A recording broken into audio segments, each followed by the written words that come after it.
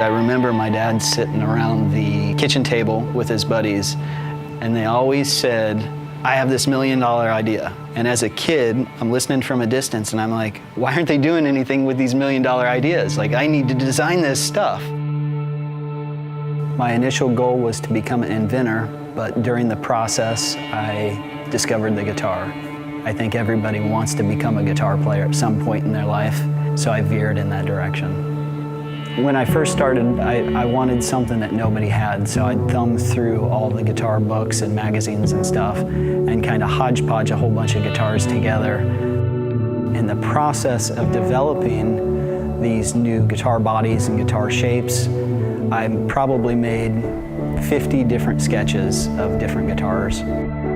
To introduce something so unique to Fender, you have to introduce it in a familiar package. The familiar package just happens to be a Telecaster configuration. I think the guitar is more or less designed for people that are not traditional guitar consumers, or not into traditional guitar shapes. They want something that's a little bit different, a little bit more edgy, more futuristic looking. My name is Josh Hurst. I am a guitar designer for Fender Research and Development. And this is the Parallel Universe series, Meteora.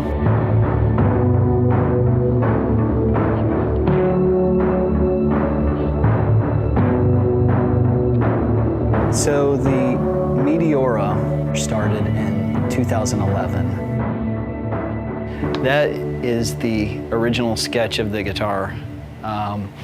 If you take a close look at it, I didn't quite remember what I used as a reference point, but this is printed very lightly on here is a Jazzmaster neck.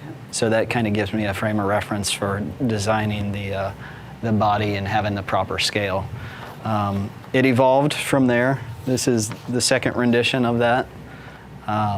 Developed a little bit further. These are the two concept guitars. This is the tele configuration here. And it didn't vary very much from the original hand sketch. The first prototype was made in our model shop. I made the second prototype in my own garage. It takes a lot of money to go to production with a new body shape. There's quite an orchestrated event to get something to a mass production level. You have to do all the training, you have to buy all the machinery, you have to do the fixturing and everything to make something that was so unique, or not necessarily unique, but different to what Fender is traditionally known for.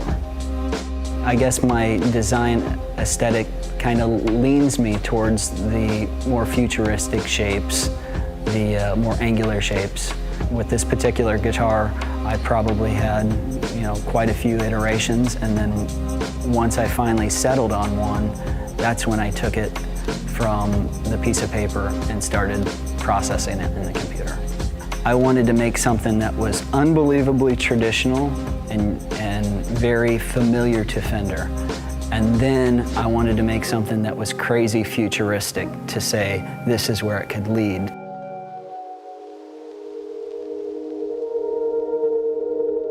It was something unique. It was something that I designed. It had a lot of potential. If there was a lot of buzz associated with it, then there was a possibility that it could turn into something. When something goes to production for any of us designers, it's always a big deal. It's bragging rights. It's exciting to see your guitars hanging at the NAMM show.